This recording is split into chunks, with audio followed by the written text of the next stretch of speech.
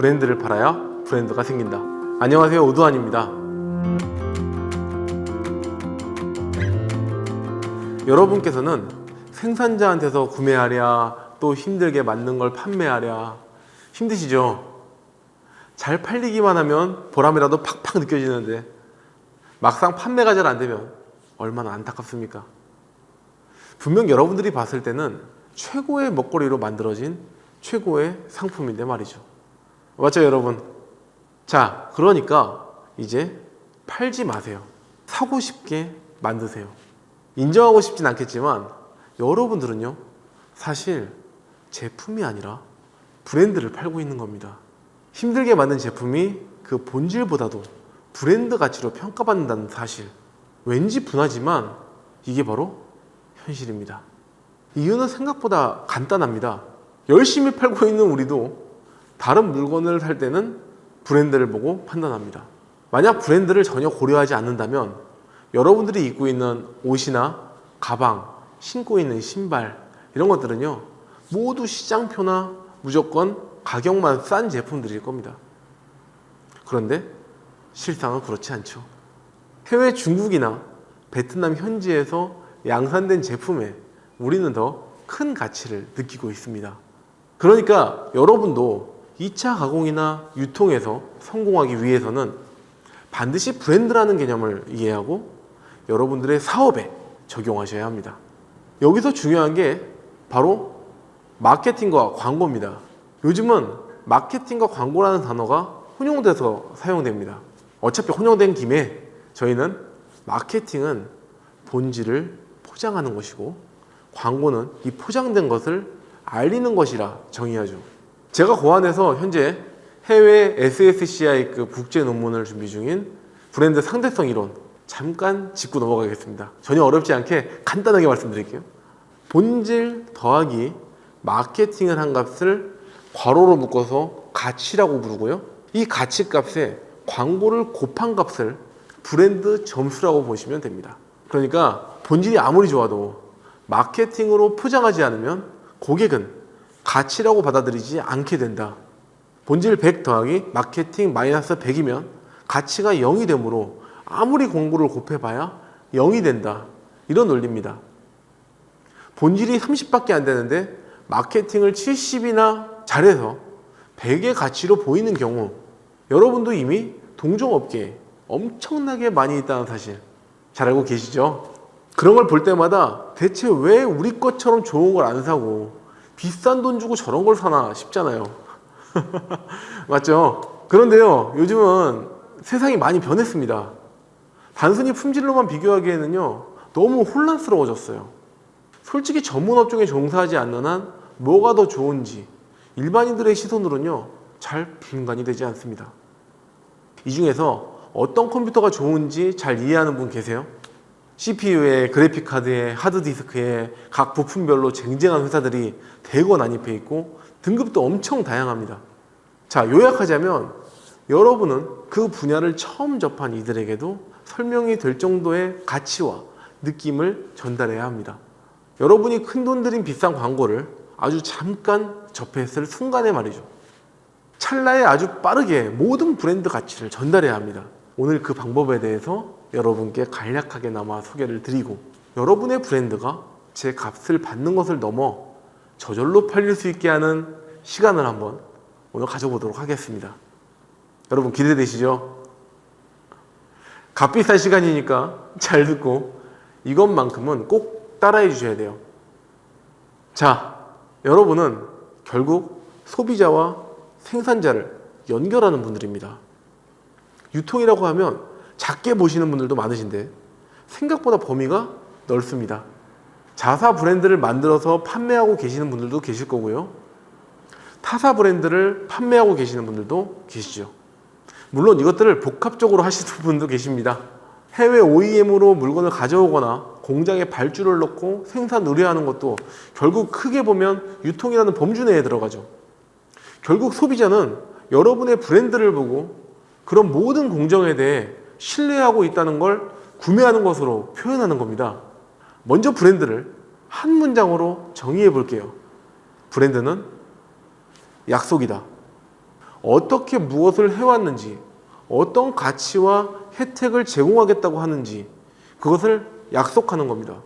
그래서 이 브랜드 메시지에는요, 철학을 담고 있어야 하고 이 브랜드를 들었을 때 순식간에 어떤 감정을 느낄 수 있도록 유도해내야만 성공할 수 있는 조건이 성립됩니다. 방법을 간단하게 말씀드리면요, 여러분이 지금 현업에서 부딪히고 있는 모든 사소한 부분들이 바로 브랜드 차별화 포인트가 될 수 있다는 겁니다. 첫째, 낱낱이 나열하라. 지금 현업에서 하고 계신 일들을요, 낱낱이 쪼개서 나열해 보는 것부터 하세요. 그렇게 해야 어떤 부분을 차별화할 수 있을지 찾을 수 있습니다.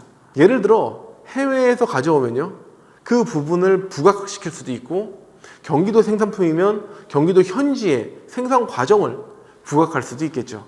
유통 과정에서 여러분들이 하는 철학, 수확한 지 2주일 넘은 것들은 손해보더라도 전량 폐기한다든지, 낙과나 파지를 사용하지 않았다든지, 다양한 방법들이 있을 겁니다. 그런데 이 시작은요, 여러분의 하는 전 과정을 낱낱이 적어야만 하실 수 있습니다. 그리고 그 속에서 문제를 찾아보세요. 문제가 없으면 답을 풀 수 없으니까요. 딱 한 가지씩 특별함을 찾거나 없으면 특별함을 만들어 보세요. 이렇게 5가지 이상 만들잖아요. 여러분만의 강점 포인트와 차별화가 생기고 다른 곳에서 따라하기 힘든 진입 장벽이 생겨나게 됩니다. 자, 둘째, 핵심 가치를 찾아라. 여러분의 고객이 여러분 제품을 꼭 사야만 하는 이유가 뭘까요? 그 이유를 제시할 수 있어야 합니다. 앞에서 뽑은 강점과 차별화 전략에 대해서 이유를 한번 붙여보세요. 그런 특별함을 만드신 이유는 분명 불편함과 불만족에서 비롯됐을 겁니다. 아주 사소한 것들이어도 좋습니다. 이유가 없는 강점은요, 판매자의 입장에서만 강점일 수 있습니다. 전혀 고객에게 어필하기가 어렵죠. 이 과정에서 다른 곳과 어느 정도 비교가 필요합니다. 그렇다고 비난하자는 말이 아닙니다. 그들을 인정하고 나는 보완을 했다라는 개념으로 접근해야 합니다. 보통 이런 장점을 도입하기는 이런 이유 때문에 현실적으로 어려움이 있습니다. 그런데 저희는 이런 부분을 감수하고 이렇게 시도해서 극복해냈습니다 하는 식으로 말이죠. 제가 만난 어떤 사장님은요, 안 좋은 과일로만 즙을 만들고 즙에 찌꺼기가 엄청 많은 사실에 불편함과 불만이 있던 소비자들을 많이 발견했습니다. 그래서 고되지만 여러 번 걸러서 침전물이 안 생기며 갖다 낸 좋은 과일로만 즙을 만들었습니다. 원가는 조금 비싸더라도 명품 즙으로 변모시켜서 판매가를 높인 것이죠. 그것이 주요했고, 특히 엄마와 아이들을 대상으로 판매량이 엄청 늘고 있습니다. 셋째, 입증된 정보를 제시하라. 여러분, 인터넷 쇼핑하러 들어갔다가 매번 헤매지 않으신가요? 뭐가 뭔지도 모르는 정보 사이에서 그래도 우리는 선택을 해야 합니다.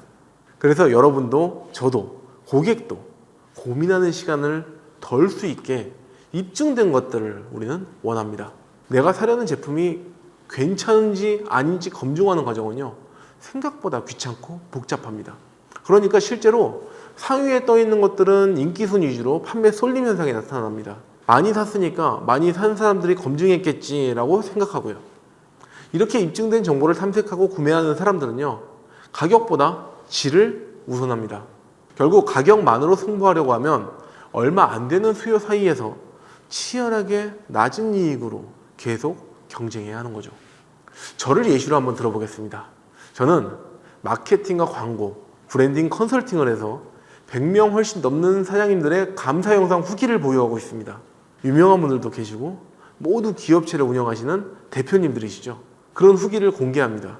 또 중소기업 중앙회 회장상이라든지 여러 수상도 했는데 이런 것들도 역시 모두 제시합니다. 책도 8권을 썼다, 대학교와 협회 교수를 하고 있습니다 라고 이야기합니다. 그러면 하나하나 뜯어보지 않아도 검증되었다고 느껴지시잖아요. 바로 그런 겁니다.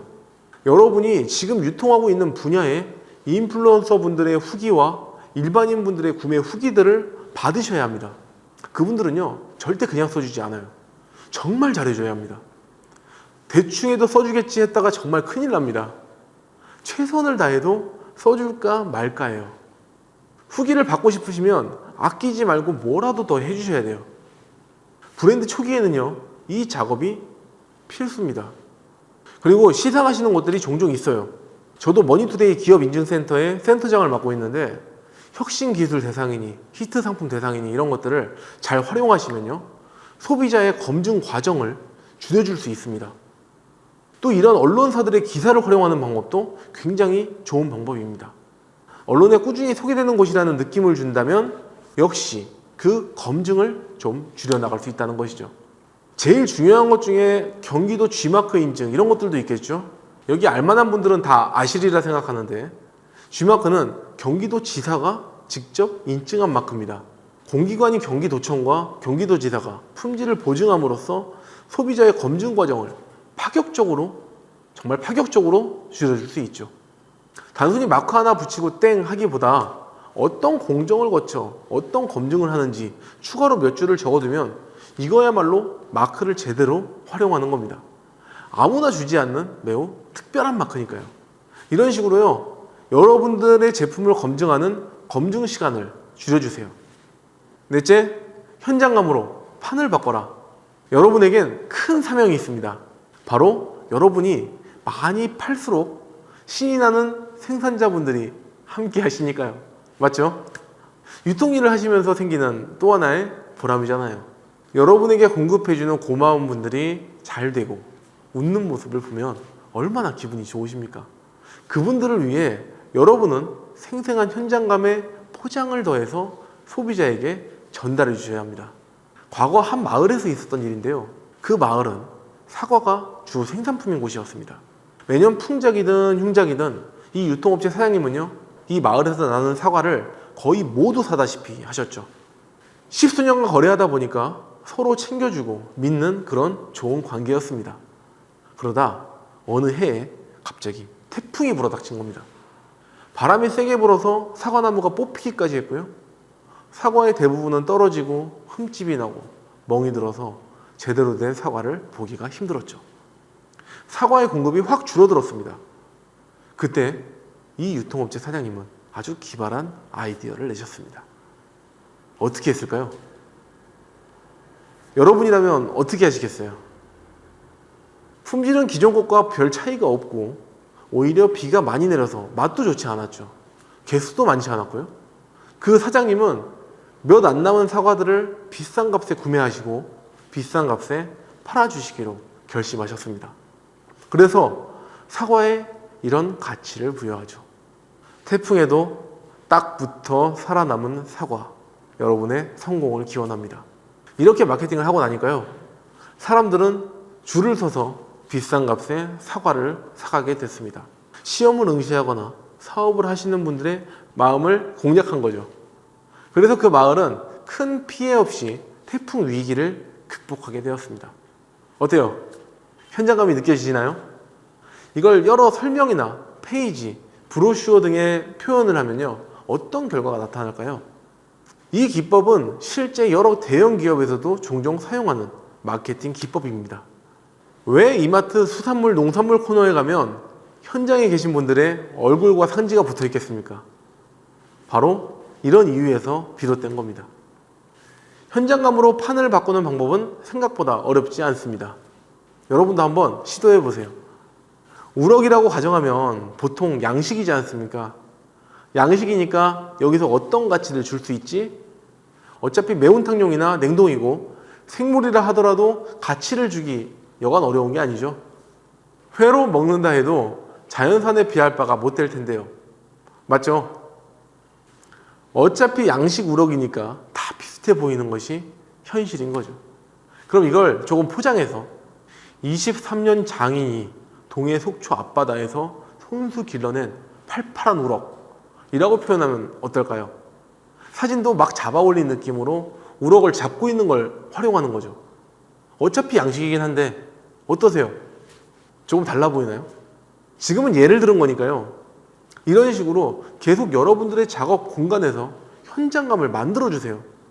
그러면 고객들이 그곳에 없다고 하더라도 생생한 현장감과 좋은 가치를 느끼게 될 겁니다. 이때 기승전결로 나눠서 스토리텔링을 해주시면 더욱 좋습니다. 사진도 좋고 요새는 동영상이 많이 발달되어 있잖아요. 어렵게 생각하지 말고 여러분이 직접 물건을 공수하는 곳의 현장을 최대한 많이 담아오는 습관을 들여보세요. 휴대폰으로도 정말 충분합니다. 요새는 카메라가 필요 없을 정도로 잘 나오니까요. 필요하시다면 그분들의 인터뷰를 따는 것도 좋겠죠. 마지막으로 브랜드 철학을 슬로건으로 만들어서 제공하라. 여러분이 왜 그 일을 하는지, 어떤 철학을 갖고 있는지 소비자분들에게 이해시켜 주세요. 상세히 풀어서 적어주시면 그들은 이해하는 것을 넘어서 전파하기 시작할 겁니다. 브랜드 메시지인 슬로건을 만들어서 여러분이 만들어 왔던 것을 요약해서 보여줘 보세요. 생생하고 검증된 농산물을 마트나 시장보다 더 저렴하고 빠르게 여러분의 밥상 위에 올려놓는 것, 혹은 잘 가공하여 먹기 좋게 전달하는 것, 그게 저희의 사명입니다. 광고의 8원칙 중에 으뜸은 전파하게 하라인데요. 그러기 위해선 여러분이 가지고 계신 브랜드에 대해 조금 상세하게 풀어내셔야 됩니다.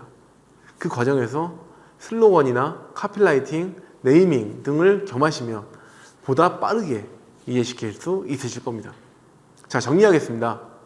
첫째, 낱낱이 나열하라. 잘게 쪼개서 어떤 부분을 부각시킬지 찾으라는 거고요. 둘째, 핵심 가치를 찾아라. 뽑은 강점과 차별화 전략의 이유를 붙여서 구매할 수밖에 없도록 만드시라는 겁니다. 셋째, 입증된 정보를 제시해서 후기나 시상, 언론, 인증 마크 등의 결과를 보여줘서 검증 시간을 단축시켜 주시라는 겁니다. 넷째, 현장감으로 판을 바꿔서 현장감을 최대한 생생하게 보여줘서 가치를 부여하고 생산자와 함께 상생하자는 겁니다. 다섯째, 브랜드 철학을 슬로건으로 만들어서 제공하라. 그래야만 전파될 수 있는 기본 조건이 성립된다라는 겁니다. 저는 여러분들이 만들어내는 가치가 더 크게 성장해서 정말 큰 유통 브랜드가 된다고 하면 더할 나위 없이 기쁠 겁니다. 그렇게 되는 그날까지 진심을 다해서 응원하겠습니다. 머리도 빛날 환, 머리가 빛나는 헤드라이터 오두환이었습니다. 감사합니다. 감사합니다.